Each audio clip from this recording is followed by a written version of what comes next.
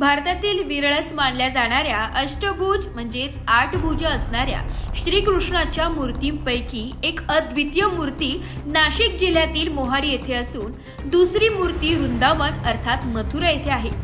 पुराणात वर्णन केलेली ही मूर्ती अखंड काळ्या शालिग्रामात घडवली असून तिची रचना विलक्षण आहे।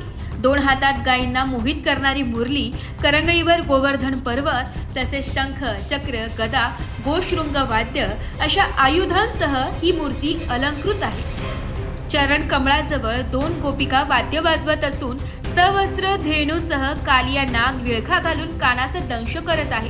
भगवंताजवळ गरुड पक्षीही कोरलेला आहे।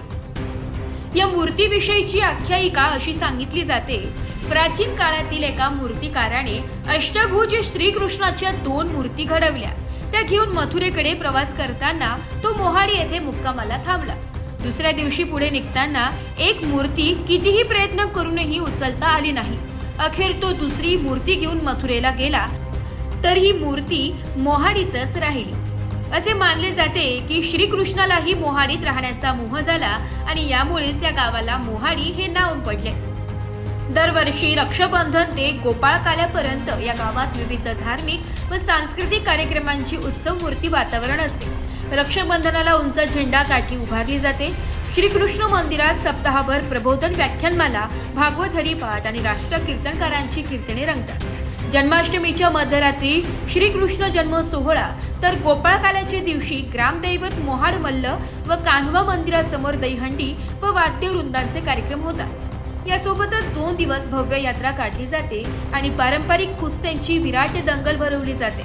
भक्ती, उत्साह आणि परंपरेची ही अनोखी मेजवानी पाहण्यासाठी दरवर्षी हजारो भाविक मोहाडीला भेट देतात। महसूल खातं सर्व बांधकाम खाते अशी निगडीत आहे।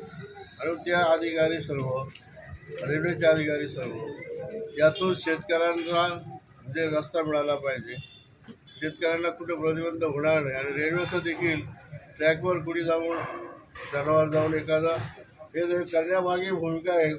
आताच का सुचलं हे करायला, तर रेल्वे बोर्डाने निर्णय घेतला, ज्यामुळे या फास्ट ट्रॅक गाड्या सुरू झाल्यामुळे एखादं जनावर जरी आलं तरी मोठा अपघात होऊ शकतो। तर रेल्वेचे बरोबर आहे आणि लोकांचे रस्ते अडवले गेल्यामुळे लोकही नाराज झालेले आहेत, ते बरोबर आहे, शेतकरी नाराज आहेत। हा समन्वय करण्यासाठी आज खऱ्या अर्थाने एक बैठक होती आणि या बैठकीमध्ये गाववाईज आम्ही या ठिकाणी चर्चा केली। आंतरगावची केली, खेडीची केली, खेडेगणेशची केली, सवस्सरची केली, काळेगावची केली आणि त्यातून चांगली चर्चा होऊन आता असं ठरलं आहे की सर्व तहसीलदार, रेल्वेचे अधिकारी हे ग्रामपंचायत पातळीवर जाणार आणि तिथे हा जो ज्या ठिकाणचा स्पेसिफाय अडचण आहे त्या स्पेसिफिक अडचणीची पाहणी करून ती जागा जेवढी बाधित रेल्वेची होती ती रेल्वेची आहे का शासनाची, महाराष्ट्र शासनाची, हे त्याचं खातेजमा करतील। त्यांची जर जागा असेल तर ती जागेचं तो प्रस्ताव आम्ही केंद्र सरकारला देणार आहोत, राज्य सरकारला देणार आहोत। राज्य सरकार आणि केंद्र सरकार त्यावर मार्ग काढेल। तोपर्यंत रेल्वेच्या अधिकाऱ्यांनी ही कंपाऊंड काढताना जेवढी जागा, 2 फुटाचा काही प्रश्न आहे आणि लांबी फार थोडी लांबीचा प्रश्न आहे, तर त्या जागेमध्ये थोडी सवलत ठेवावी, थोडं रिलॅक्स ठेवावं, पेटीवर राहावं, अशा प्रकारची चर्चा झालेल्या आहे आणि अत्यंत चांगल्या प्रकारची चर्चा झाल्यामुळे शेतकरी देखील झालेला आहे आणि सोमवारी मंगळवारी तहसील। नाशिक लोकशाही न्यूजसाठी समाजभूषण डॉक्टर तानाजी मामा लामखडे रवंदेकर, अहिल्यानगर।